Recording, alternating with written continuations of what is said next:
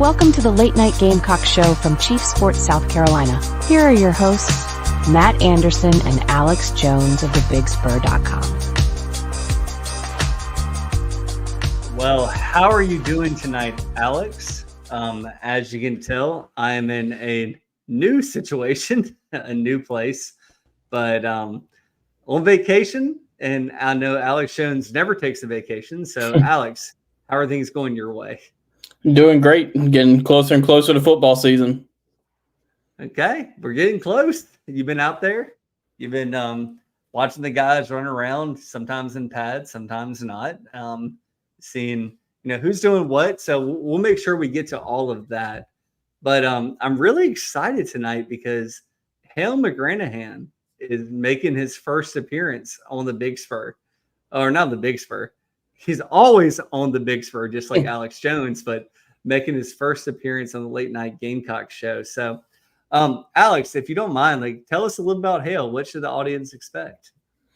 Yeah, Hale's been with the Big Spur for a little while now, and he's one of the top recruiting guys in the state, and really, is always all over the recruiting class, and is a really good team reporter as well. So it's going to be really interesting to kind of get his thoughts on what he's seen, as well as the rest of us at practice, and kind of get a little recruiting update from him. Yeah, it's really fun for me because I don't go to all the practices. I wish I could. I would go to every practice. I would hide in the bushes. I would pull a John Whittle and try and see exactly what's happening at all times. But Alex, can you talk a little bit about what it's like to go to practice? Because you and Hale are not sitting beside each other talking about things. You're on different sides of the fields. You're trying to figure out every little morsel you can get. So what's it like when you go out there with Hale? Yeah, so normally we try to maybe split up because, out there at the practice fields, they have obviously two fields, and, sometimes they'll be doing defensive stuff over on one field and then offensive stuff will be on the other field. Like, for example, this past week or this past practice that we were at, the last one, they were doing the one-on-ones and all that on one side of the field, and then the half offensive line drills on the other side. So we'd split up and both went to see what we could find with that, and then kind of added up to put it all together for a report. So, Alex, back in the day when I was younger, and back in the day, I can say it, and I'm old enough to say it, but do you feel like you could gain more information watching the entire practice or the entire scrimmage, or do you think the coaches are just always trying to hide things from you guys?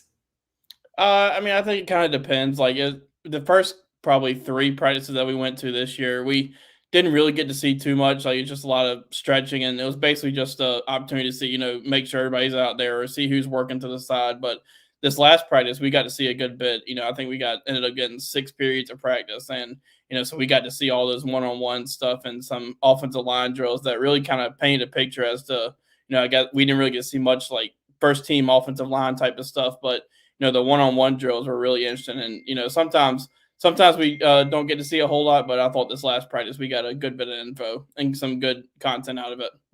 Yeah, I think about the Olympics and how we had folks that were using drones to try and spy on other teams. And I think that any, college team, whether it's baseball, basketball, football, all the coaches kind of feel like there is, Nazi Germany, looking over your shoulder. And at the end of the day, I feel I don't know, man, that you can show what you got, and, you guys have to do a job and you have to report on it. So anyway, so Alex, how are you handling this week? What are you up to? What does your week look like? So this week, we're done with practices now. We don't get to go out to practice anymore, but now we're kind of entering that almost close to a game week type of schedule. We'll get we had offensive player press conferences today. We'll have defensive player press conferences tomorrow, and that will be the same next. I think we actually get to talk to Shane Beamer Tuesday, and then we get some players, and then I think his call-in shows on Thursday. So as we get closer to game week, we're kind of getting back closer to that game week routine that we have each season. Yeah, so we actually have a comment here. Alex Jones, have you seen any field goal kicker kick yet? No, they'll do a little bit kind of kicking, but we don't get to see a whole lot of that. Okay. Yeah, it's weird because when I was in college, I would just go watch the entire practice. Steve Spur didn't care. He was like, "You want to watch? Go ahead. I'm still going to beat you on Yeah. Saturdays.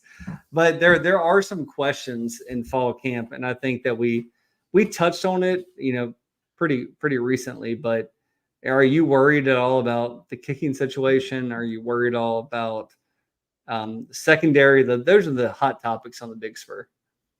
I guess I could see where some of the worried would be with the kicker situation. Just, I mean, Shane Beamer came out and said after the scrimmage that they need to be more consistent in the kicking game. And from what they've seen so far, he said, they'll be fine. It's just they got to be more consistent. And, I guess that could be a little bit worrisome that there hasn't been enough consistency so far, but there's still a little bit of camp to go. But obviously that's a huge spot. And, you talk about a tough schedule this year. Like that's a key position that you're going to have consistency in that. Really, when you look back at it, they've had consistency in the past, at least two kickers, Parker White and Mitch Jeter, who are really, really good. And you think back to Elliott Fry, who was really, really good. So it's really kind of different around here to have to really closely watch kicking battle because we just haven't had to recently. But that's a big topic this year. Yeah, it's funny because, especially when you talk about kicker, Pete Limbo's gone. Pete Limbo's been with Shane Beamer the entire time. And now we have a new strength and conditioning coordinator or special teams coordinator. So we got the same both, but special teams coordinator. Do you think that anything changes with his mindset, like with an open type of tryout, or is that just, business as usual?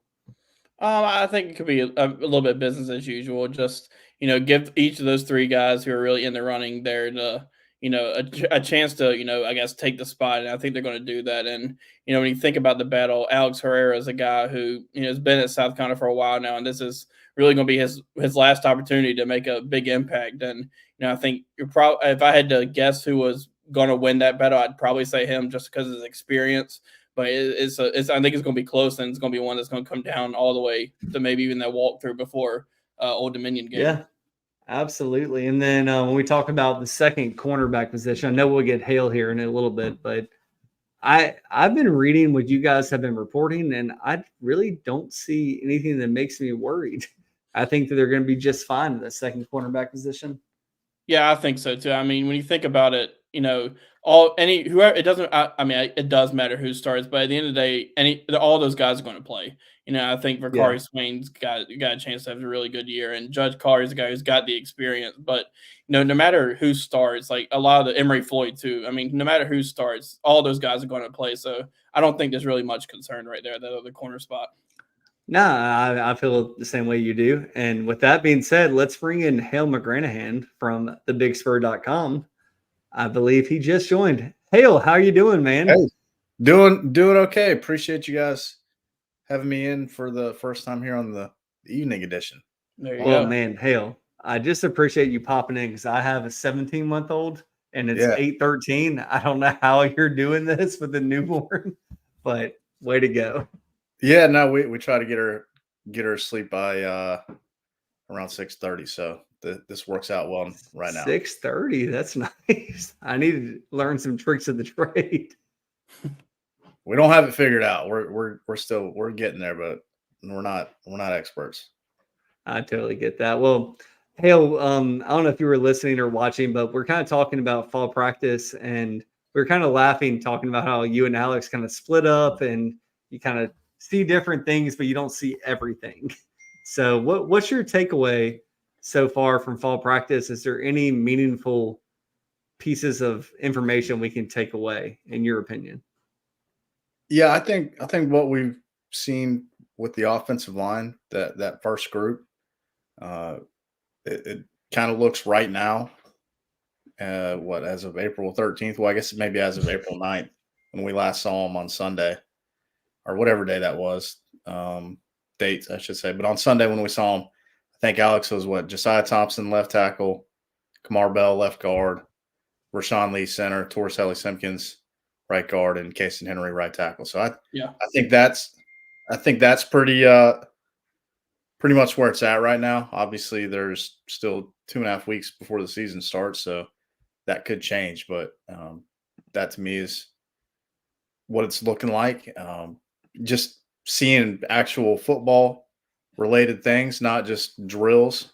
The one-on-ones we got to watch on Sunday were pretty cool to see because we hadn't seen a single quarterback attempt an actual pass to a receiver who was being covered by someone else, much less have 11 guys on one field or on one side of the field and 11 guys standing across from on the other, and they're trying to go against each other. And then, of course, there was like the inside drill nearby, which Alex was watching, and it was like half lines. So we saw some things that resembled football, and that was cool. And Michael Smith was pretty awesome. He made a really awesome catch on a throw from Robbie Ashford on Nicky Manwari, which I'm sure a lot of folks have seen on Twitter or saw us write about, hopefully on the site. Smith made some really good plays in a handful of reps that I got to watch. I was watching that stuff while Alex was over watching the linemen run into each other. So yeah, we definitely have to split things up and try to fill each other in on what we saw and combine our forces for some stories. Well, it's interesting to me, like for Simpkins and Bell to be starting on the offensive line. I don't think a lot of casual Gamecock fans would recognize their names or numbers when the season starts, but I've been hearing this for a while that both those guys are probably or likely starters, and I think that's a good thing for South Carolina. Yeah, I mean, they're both, I think, 5th year, 6th year guys, whatever the case may be. They're both in their final season of college football. They're old. They've played a lot. Simpkins was an All-American at North Carolina Central, and Kamar Bell started at Auburn, started his career at Auburn, didn't play a lot the first 2 years, and transferred to FAU and played a ton. So they've gotten some seasoning for sure, and like I said, they're old and they've been pretty good where they were at lower levels. So it should be interesting to see how they sort of combine forces, flanking Vershawn Lee, who's an old guy that's played a ton, and whoever's lining up to him next to tackles. Again, the way it looks right now, it might be some younger guys who are a little less experienced. But if that's how it looks inside, then yeah, that's some old fellas blocking along the interior. That's some age and some girth. So Yeah. Alex, when you and Hale are there, what are y'all doing? Like, I mean, are you talking to each other? Like, what's something that you told Hale, like, oh my gosh, I got to tell you what just happened, or vice versa. Hale, is there something that you told Alex? Obviously, the Michael Smith catch might have been a big deal, but like, what are things that have caught your individual eyes that maybe no one else saw? I think one thing I was going to ask Hale about it was last practice we saw Wendell Gregory working at edge, and obviously we haven't gotten to talk to Shane Beamer and ask him about that yet. But he's a guy who played edge in high school at Walton County in Georgia, and I think it was really good there. Just what are your thoughts on that? And obviously they got some depth there, but is that maybe just like a depth piece kind of thing, or do you see him maybe being a long-term guy there? Yeah, I don't know that. It wouldn't be the first time that they've had a younger guy in camp who's been at one position and they move him to another one, like a guy who went from corner to safety, for example. Obviously, this is linebacker to defensive end, and maybe it's just a way to see how he does there. I don't know. That's certainly something I'm interested in, even though it may not necessarily mean a whole lot for this season and this team. I mean, at linebacker, clearly there are a bunch of guys who are older and will be playing a lot ahead of Wendell Gregory. And you'd probably say the same thing about defensive end, but there's more of a rotation at that position compared to linebacker. So yeah, Matt, that's like one example when we're at practice that we sort of collaborate on. Honestly, there's not a whole lot of talking between us while we're out there, because it's just like, hey man, you go over here, I go over here. And if we cross paths, like, let's try to get away from each other as fast as possible, unless there's something that comes up. Like, and I don't know that. Just thinking back to Sunday, like it was funny. So we were supposed to be out there for, I think, 5 periods Sunday, and we got an extra one, so we got to go for 6. And where the teams were on, there are 2 practice fields next to each other. and they're both kind of offenses on one field near the end zone, defenses kind of on the field next to it near that end zone. And we get the word that they're going to have another period for us, and Steve Fink tells me, "Hey, they're going to be doing one-on-ones on the other field, but at the opposite end." So I like speed walk over to Alex. I'm like, "Hey, just come." I don't even think I told you what we were doing. I was like, "Just come on." And Let's go. yeah, so he Hop on my back. Yeah. and we didn't even really know what was going to happen besides like, and I wasn't too clear on the one-on-ones because it was loud music playing. So I couldn't really hear what Steve said. So Alex just so happened to stop on the lineman, and I swear I didn't do this on purpose. I got to go watch some more exciting one-on-ones with the receivers and quarterbacks. So that's kind of just like a little sneak peek in how it goes. Like it's just like, hey, like let me grunt at you and point, and you go over there, and I'll grunt and point and go over here. Yeah, well, I most of tell the you, time we're I having to do, trusted Alex like a madman when I did the camps when you were on paternity leave. I was like, Alex, just tell me what to do because I have no idea, and it's crazy right now. Yeah. And most of the time we're having to do like hand signals and stuff because you can't hear over the music that's blaring out there. So like we're having to hand signal to each other like which way to go to and stuff. But it's always fun. Yeah. Well, so go ahead, Hale. Sorry. Oh no, I was just going to say it's kind of chaotic out there when players are running from one part of the field to the next, and the music's loud, so that makes it just kind of makes it a little tougher to like focus. I guess I don't want to say it's torture because it's certainly not. You're just watching football practice, but it's like man, this isn't as easy as it looks to try to pick out who's on the field and who's doing what. And like, well, I mean, Hale, it's not widespread. It's not widespread panic. That would be chill. That would be okay. But it's probably blaring a different genre of music. Sure, yeah. So the question I have for you guys both right now that I have you, is you've seen the players run back and forth, all of that. How does this team look physically versus other teams that y'all have covered that played for South Carolina? Is there a position group that looks bigger? Is there a position group that looks smaller? I think with this team, it seems like more so this year, you more notice them looking, I guess, better, just better physically. Not that they didn't in the previous seasons, but this year, it seems like in previous years, you could pick out a handful of guys who you could identify and say, yeah, that guy looks bigger and stronger. But I think across the board, there's a lot more guys this year that look like they really put in work in the weight room. I mean, that's just kind of my thoughts on that.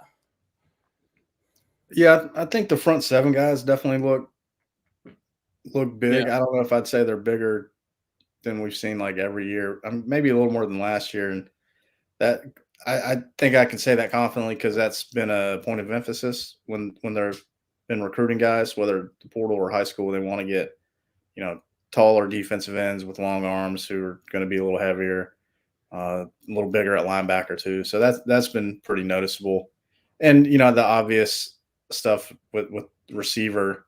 Not that that's like a bigger group than maybe it's been in the past because they have some guys who aren't big bodies.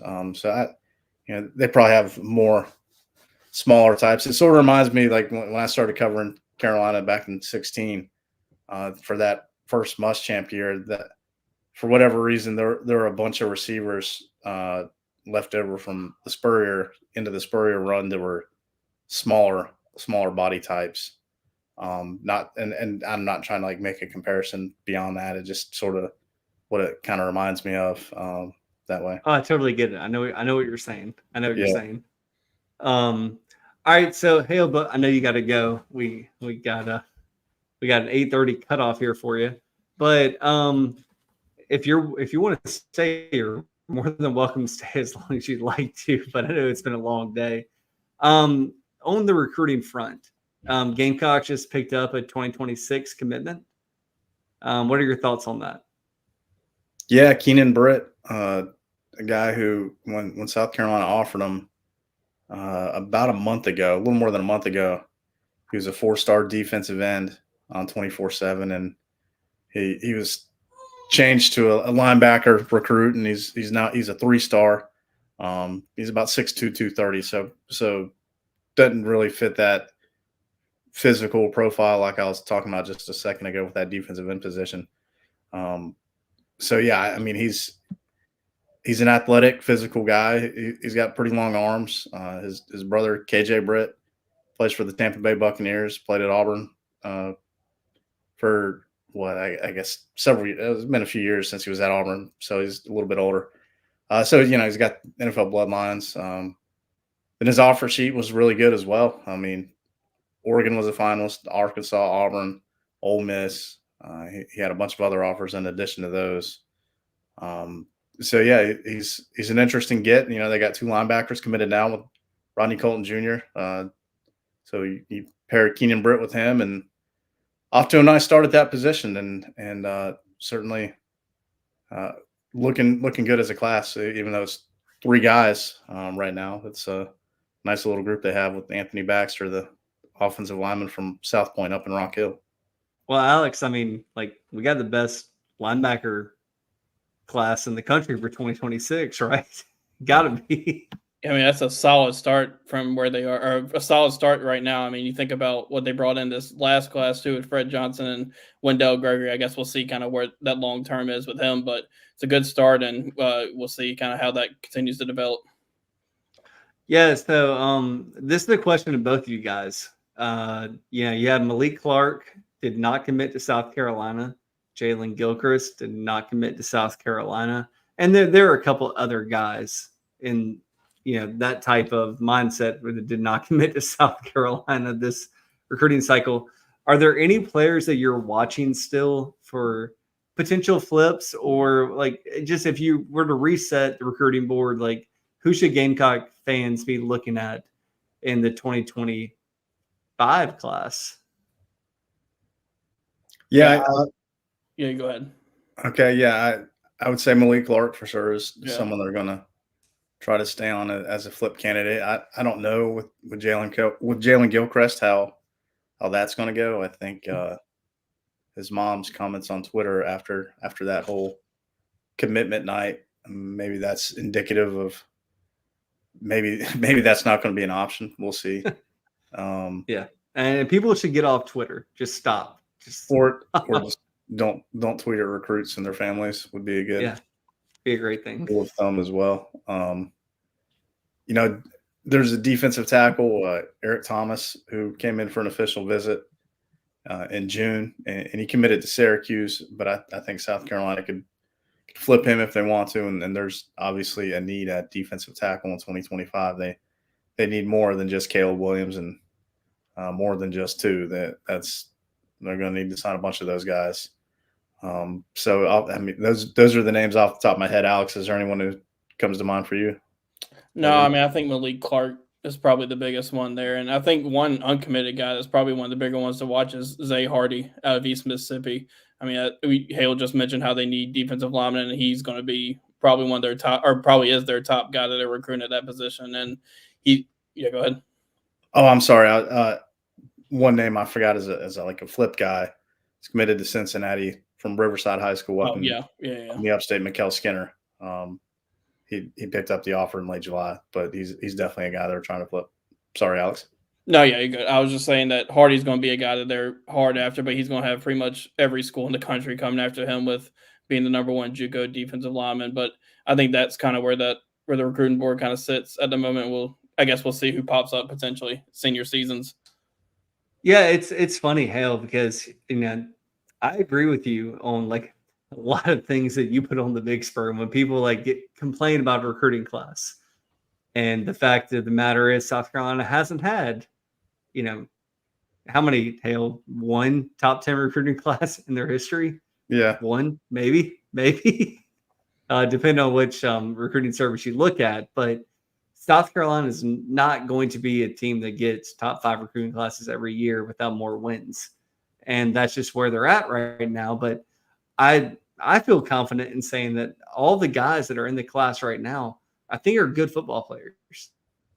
And I think that sometimes you see a 3-star beside a guy's name, and that means they're not good. But that's false. Yeah, not all. Are there any guys that – well, yeah, they're not all 3 stars. But are there any guys that are 3 stars that you kind of look at and say, that's not a 3-star when in my book? Yeah, I was going to say not all 3 stars are created equal. And there's some guys who are in this class who are pretty close to hitting that 4-star status. They're, the ratings by 24/7. There's a number grade, and if you're a 90 or above, you're going to be a 4-star. And then I can't remember what it 5-star kicks in. Maybe it's like 95 or 96. Anyway, so if you're 90, you're lowest level 4-star. But if you're an 89, you're highest level 3-star. So I don't have the class right here in front of me, but there's a couple 89s, there's a couple of 88s. And Jaden Sellers is an 89, and he didn't play. He played in 4 games as a junior. So he's got less than half of a junior season, and he's still right there knocking on the door. Jaquel Holman, who didn't have any stars or wasn't rated until late May, early June. He's an 88. He debuted as an 88, so he's 2 points away, and he had a really good camp, and those combine testing numbers are a big deal, and he's going to have a great senior season, I'm sure. So he's going to have a chance to be a 4-star. Well, you don't forget Hale, who could get a bump. He's an 88. So yeah, there's a handful of guys who are right near that threshold. Well, don't forget that Jaden Breaker kid that you said was really good and was a 3-star, and everyone in the Big Spur was upset about. Well, where's he going? LSU. So maybe the coaching staff knows what they're looking for.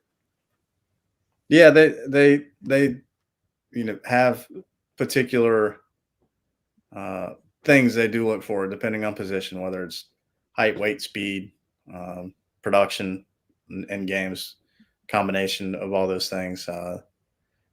It may not necessarily, add up to a guy being a 4-star in the month of June, July, or August, but by the time it's all said and done, that could be a different story. I mean, you look at some of the guys who were freshmen on the team last year, and Vakari Swain, who, when he committed, he was in the 80s and finished as like a 94.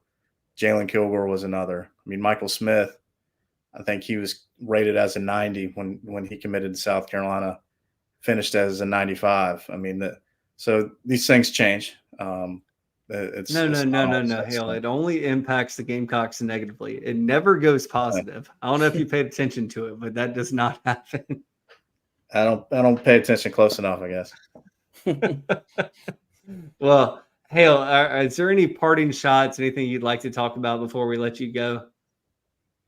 No, I mean, somebody, just looking through the comments real quick, someone asked about Jackson Rep, the 2025 receiver from Christchurch in Greenville. He got the offer a couple weeks ago, and South Carolina's his best offer for sure. So I would think they're probably in a good spot there. Somebody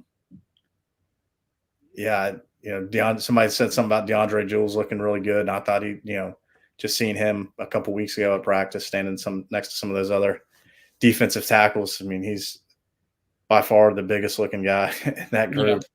Yeah. And not that it's like a particularly big group of defensive tackles. That's, they got some guys who are in their 290s or low 300s, but he's a sturdy 315 for sure. So yeah, those are sort of my parting shots, I guess. All right. Well, Hale, you're always welcome on the show. Please, if you want to pop on, if you're doing nothing on a Tuesday night at 8 p.m., we're happy to have you. But thank you for making your debut tonight. Of course, I appreciate you guys having me, and keep up the good work. Thank you. Appreciate you. We will do. We will do. All right, we're going to take a quick commercial break, and when we come back, we're going to talk to Alex Jones because me and Hale talked for a little bit. I need Alex to talk some.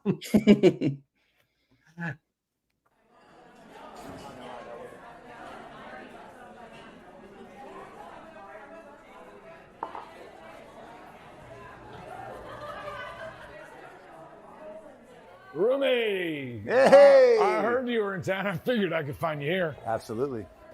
What's up, man? How are you? Can I have one of what he's having, please? Yeah, of course. Look what they got going on here. How about this, huh? Good guys are on top. Look at you here. Look at you here. You brought 2 guys. Yeah, I mean, without me, the quarterback definitely could have thrown the ball. I would have got smoked on this thing. That's why I was like, Alshon's down there somewhere. Let's throw it up, see what happens. I mean, this was beating the #1 team in the country. What an experience. We had a pretty big night right here in this place after that game, didn't we? Just a little small one. What a fun game to watch up here, sharing stories, good times, reminiscing, all the stories. The glory days. It would be pretty cool to talk about it a little more, share some of the insight with some of the fans. What do you think then? Should we do something like that, or? I mean, I think it would definitely be a hit.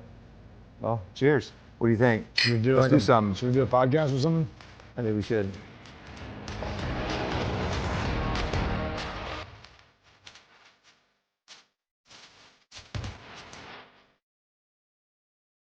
I said, oh Lord Jesus, it's a fire. Ain't nobody got time for that. Emergencies and accidents happen. When you're in the middle of a fire or water event, all you want is for things to return to normal as soon as possible. Resto Pros of the Midlands is with you. RestoProsMidlandsSC.com. Open 24/7 when you need them. Quality that is guaranteed. Down here in the South, we don't always see eye to eye. While our taste in college football teams, or what sauce, if any, goes best on a rack of ribs, or what to mix with our Dixie vodka might be up for debate, we can all agree there's nothing better than a Southern tailgate. And like our favorite college teams, our ingredients come from small towns and big cities. They're grown in Southern soil, are crafted by Southern hands, and proudly represent the South in our backyard and beyond. So raise a glass of Dixie Southern Vodka to celebrate being made in America and raised in the South. Oh man, the building is on fire. During and after natural disasters or accidents, there can be a heavy loss to property. Resto Pros of the Midlands is here to help. Open 24/7. Call them when you need them. 803-493-0170. RestoProsMidlandsSC.com. Quality that is guaranteed.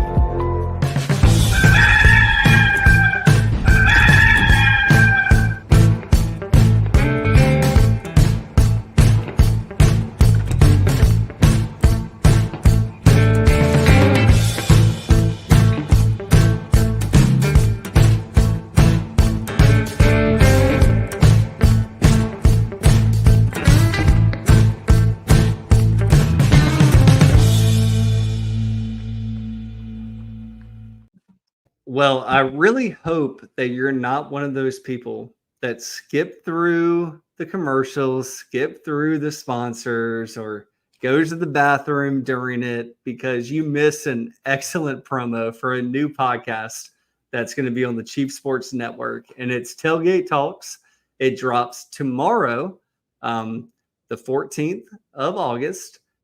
And it's going to be on Gamecock Plus and on the podcast format on Chief Sports. It's free. It is Steven Garcia. It is Pat DeMarco.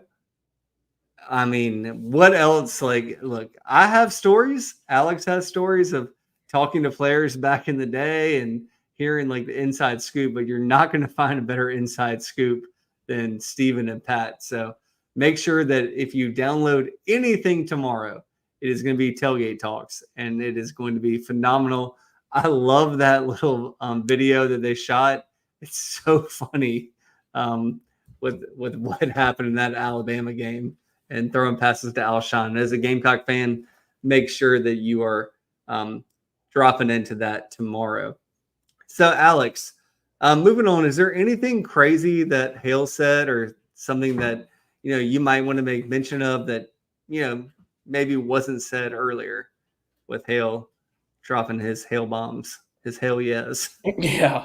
One thing I was going to even ask you to see what your thought was, like, if there's one position group that you maybe didn't feel great about or just didn't really know a whole lot about, but that you're in one position group now that you feel pretty confident in. I have one, but I'm interested to see what your position group would be. Yeah, I mean, my first one is quarterback right now. Because you talk about that touchdown pass to Michael Smith that evidently Robbie Ashford threw.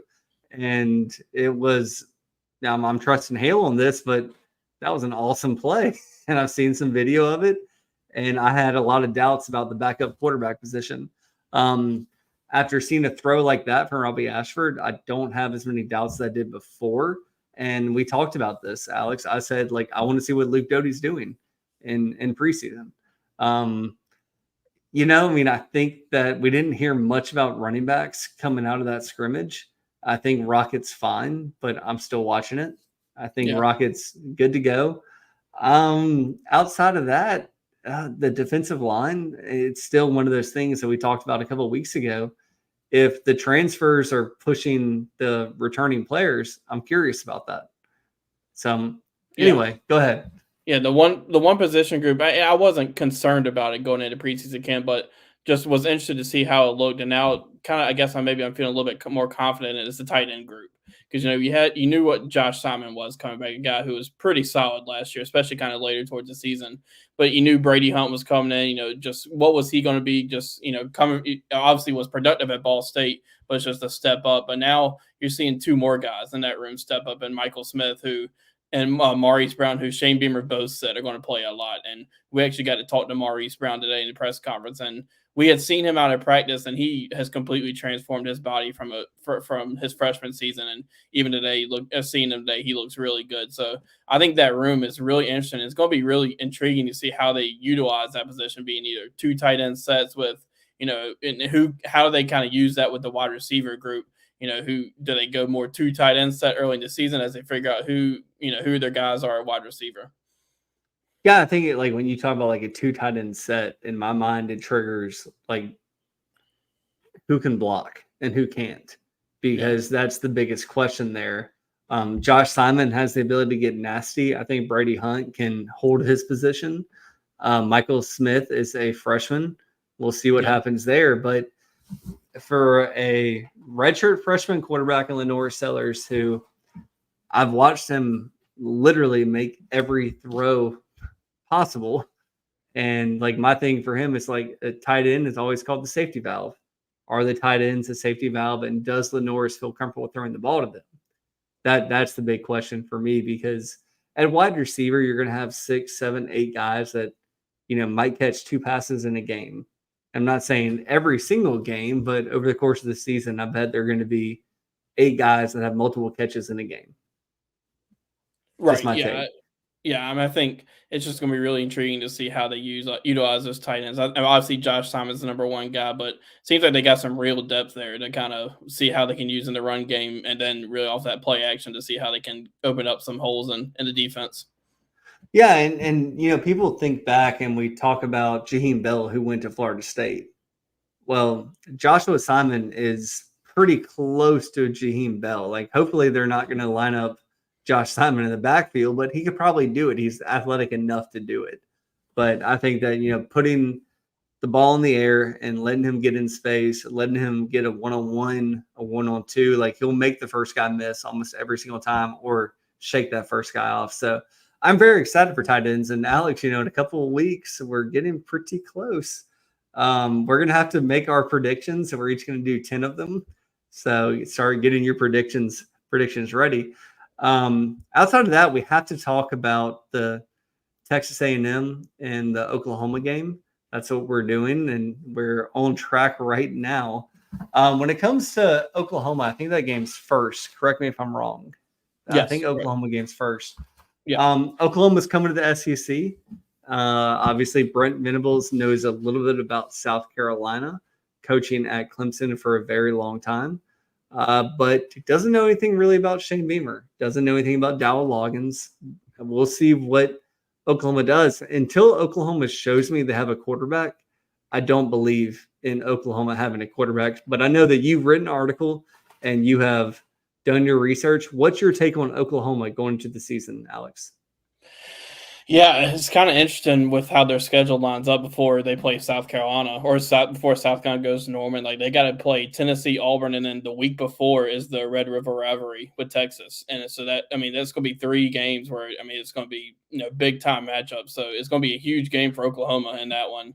Kind of looking at what they have this year, you mentioned the quarterback stuff. Obviously you lost Dylan Gabriel to Oregon. Gabriel was a guy who threw for nearly 4,000 yards and I think 30 touchdowns last season. And, in the bowl game, they turned to Jackson Arnold and, stat wise, he looked pretty good. 562 yards and 4 touchdowns. But the one problem was, I think he was responsible for 4 of their turnovers. And I think 3 of those were interceptions. So they're going to need him to step up this season. He's going to be tested early on. They got some guys coming back.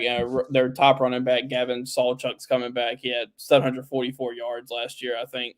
And they added a few guys like Tawee Walker and Marcus Major, who are 821 combined yards last season at Wisconsin and Minnesota. One of the more maybe under the radar additions was a guy named Sam Franklin, a running back who at UT Martin last year was a nearly 1,400 yard rusher and 11 touchdowns. So they got some depth there at running back. I guess one of the big news here recently for Oklahoma that came out here was one of their returning wide receivers, Jaden Gibson, is going to be out for the season. They have 4 returners, and he was going to be one of them. That's going to be one of the top targets for one of their top targets. And I think he had 375 yards last year. So I think that's going to be a big blow to them. But they still got some guys like Nick Anderson, Jaleel Farouk, and Adrell Anthony, who are going to be pretty good, pretty big competition for cornerbacks and all that going against them. So I think they got some stuff a lot of pieces to replace, but they're going to be tested early on, and we'll find out a lot about them early on. Yeah, for me, Oklahoma and Texas, it is going to be a schedule like they've never played before, and they might very well both go, undefeated. Who knows, Alex? I mean, I don't think that's the case, but at the same time, like the schedule is creeping up, and it's going to climb on them. And even Texas has lost 2 running backs within a week that they were counting on this year. So we're still early in the preseason. Knock on wood, for Gamecocks. Gamecocks got out of that first scrimmage without any injuries. But A&M is so interesting to me because I'm a big Phil Steele guy. And last year, Phil Steele thought that A&M was a dark horse to win the SEC championship. Now Mike Elko comes in. Former defensive coordinator at Texas A&M, 3 years at Duke as the head coach. And look, man, Texas A&M tried to do the transfer portal game. They tried it. And, last year was pretty daggum similar to years before. What's your take on A&M? Yeah, I think one of the big storylines with them would be just the play of quarterback Connor Wigman and how he performs this season is going to be a key for them. Just when you look at him last year, he got off to a really good start in those first 4 games, but against Auburn in that 5th game went down with a season-ending injury. So he's going to be really key for them to. I guess you can say that for really any team in a quarterback, but I think specifically for them, it's going to be key for them. Running backs, they got some guys coming back, but Reuben Owens is one of the guys who, it seems like right now there's a whole bunch of running backs, either SEC or in the nation, that are going down in preseason. And Reuben Owens is one of them, and he's going to be out for the season, I think. And, I think with him, they still got some depth there with Le'Veon Moss and Amari Daniels. But specifically with Texas A&M, I think one of the bigger things is that they always have a really good defense. And last year it was no different. They had a really good defense. And this year they lost their top tackler. But, they're bringing in a guy. I mean, they still have a lot of depth there. And, Mike Elko, I'm sure, is going to have that defense ready to go. So, it's going to be a big test for them and Williams-Brice for both teams, and specifically that offense. And it's going to be really interesting to see kind of where both teams are at once that game rolls around. Yeah, and Mike Elko, a defensive guy. I don't think anyone will doubt his chops as a defensive coordinator. What he did at Duke, look, that's pretty crazy to me. Like, same thing like Duke baseball. Like, when you are not the Duke basketball program and you pile up wins and you're able to get stuff done, big for me. Leading up to the South Carolina game, they travel to Mississippi State, they host LSU, and then it's at South Carolina. And what's interesting is they have a bye week before the road game against Mississippi State and a bye week after South Carolina. So we'll see what happens. We're going to give our predictions a little bit later on for the Gamecocks this season, but look, what I found doing this with you, Alex, we got past Akron, we got past Old Dominion, and it's just like, okay, well, every game's hard, every game's tough. And we really don't know. Like, you have a good idea for those first 2 weeks of what the teams will be like, but really once you get past like week 4 or 5, like so many things can be different with South Carolina and all these opponents. So you can see what they have now, but who knows what these teams will look like come, week 5, week 6 and on. And that's one of the things we're going to have to predict. We're going to predict the Gamecocks, and I guess we'll try and predict what's going to happen around the Gamecocks in their season and who they're playing and when they play them. But that's going to do it tonight. For me and Alex, we appreciate it so much. Whenever you join this show, however you do, via podcast on YouTube, you give us the most valuable thing you have, which is your time. And we always appreciate it. We never take it for granted. But we will be back, and we have some big news coming with our show in the future. And we will release that information a little bit later, but please check out the Steven Garcia and Patrick DeMarco podcast.